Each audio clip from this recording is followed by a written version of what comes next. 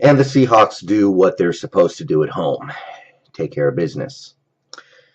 So I'm a couple days late with this video. Sue me. Yesterday was busy. It was a really shitty setup, if we're being perfectly honest with you, but fun story. I met Doug Baldwin in person last night. Pretty shitty setup. I barely got to meet him for 3 seconds, but he signed something of mine, and it was really cool. So, Seattle Seahawks hosting the Eagles. They played really well. They beat a pretty good Philly team that has problems. I mean, they're 1-5 on the road, so you should beat them when you're hosting them. But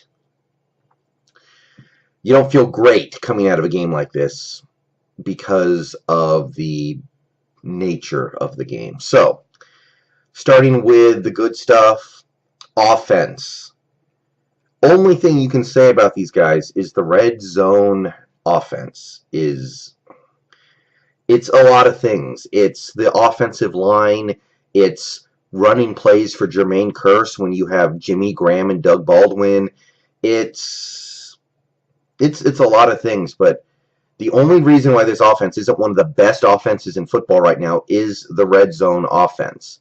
They had their problems earlier in the season. They were a bad offense against the Saints and the Cardinals and the Rams, but right now, the only reason why they're not one of the best offenses in football is we have red zone problems.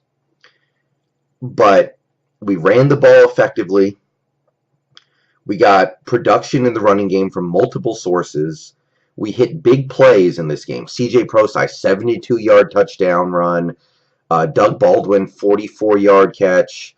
Jimmy Graham had a 35-yard catch. Tyler Lockett had a big catch down the field. I think Paul Richardson had one.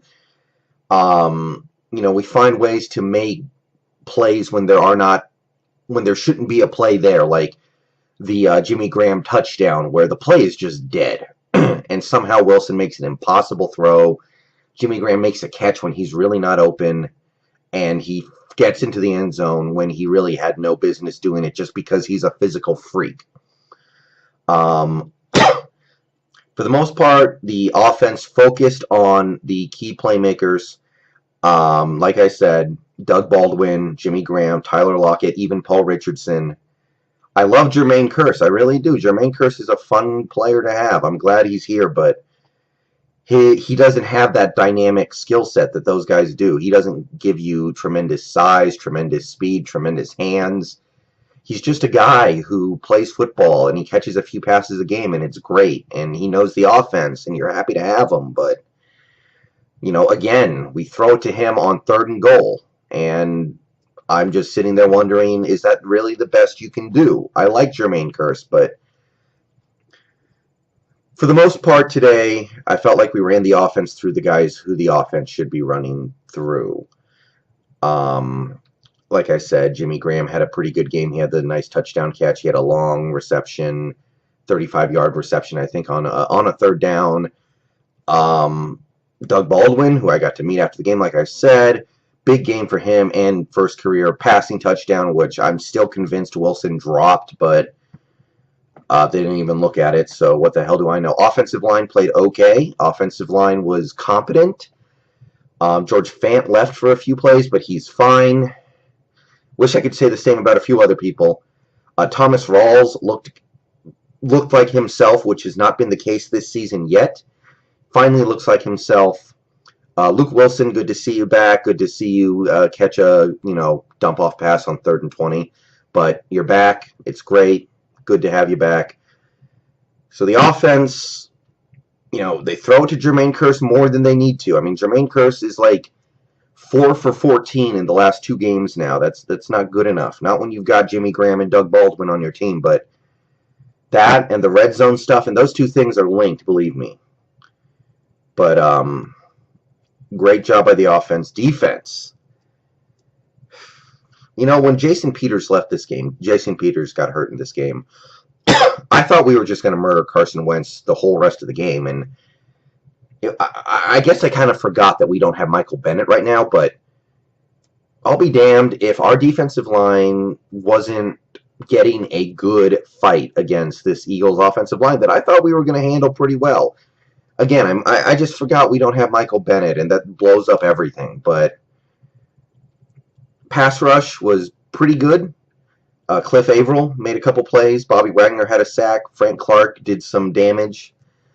I mean, the Frank Clark thing is really going to be a lifesaver for this team.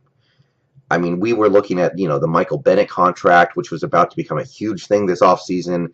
We tried to bring back Chris Clemens. That didn't work out. He retired. And now we've got this second-year defensive end on a rookie contract who just looks like he's on his way to a Pro Bowl career. Linebackers, oh my God, Bobby Wagner, that dude, holy shit. I know he's not on most people's lists. That dude should be in the running for a Defensive Player of the Year award. He is doing things on a level that we saw from Luke Kuechly in 2013 when Kuechly won Defensive Player of the Year.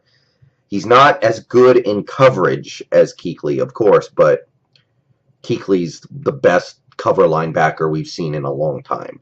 Wagner is doing everything else on a Luke Kuechly in 2013 type level. And the secondary, I'll say this. The Eagles dropped some passes. Nelson Aguilar had a big drop. I think Zach Ertz probably had a drop or two. Carson Wentz missed a couple throws.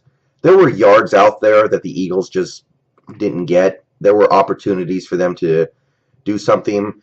The Eagles had some good play calls, especially in that first quarter and early in the second quarter when they were looking pretty good. It wasn't perfect, but at the end of the day, you're looking at this 45 passing attempts for Carson Wentz, 218 yards. That's basically shutting the guy down. Yeah, there are a couple big plays you can pick out here and there. There was like the long pass to Jordan Matthews. Dorial Green-Beckham had some plays. Zach Ertz made some plays. But you look at the numbers at the end of the day, and it's like they didn't really do anything. So secondary, they did their job. Richard Sherman caught a pick. Arm punt. Cam Chancellor had a pick. Happy for him. Real quick, special teams. We have got to figure out this kicking shit every game. Every game. Something goes wrong in the kicking game. Hauska misses a couple kicks. Sometimes it's a punt getting blocked. Sometimes it's a bad kickoff. It's just, we're going to lose a big game because of special team shit, and I'm going to be mad. Because we should have our kicking situation and punting situation under control. Those guys have been on this team for years. They're well paid. They have a long established track record of success in this league. Needs to be better. Okay. That's the game. The game we played great. I think it was one of our best games of the season in terms of being just completely controlling things. And I felt like we controlled things pretty well in this game. We did not get this win easily. CJ Prosise out until the playoffs, which sucks because he was doing a phenomenal job as a change of pace back. He was completely changing our offense for the better.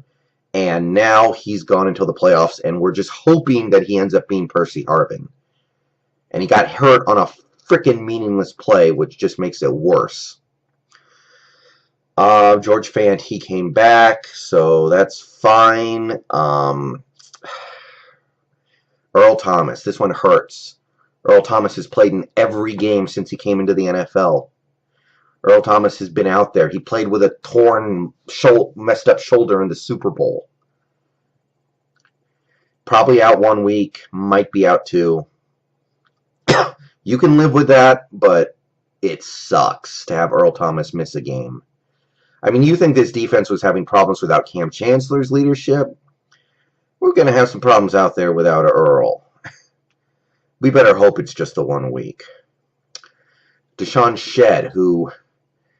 Deshaun Shedd, I want to really give this guy a shout-out because Jeremy Lane, who actually played good yesterday, Sunday, I'll give him that. Jeremy Lane did some stuff, but Deshaun Shedd broke out this season in the way that I was hoping Jeremy Lane would. Deshaun Shedd has played really well this year. He's been given tough assignments. He's been put in tough situations. He's performed pretty well.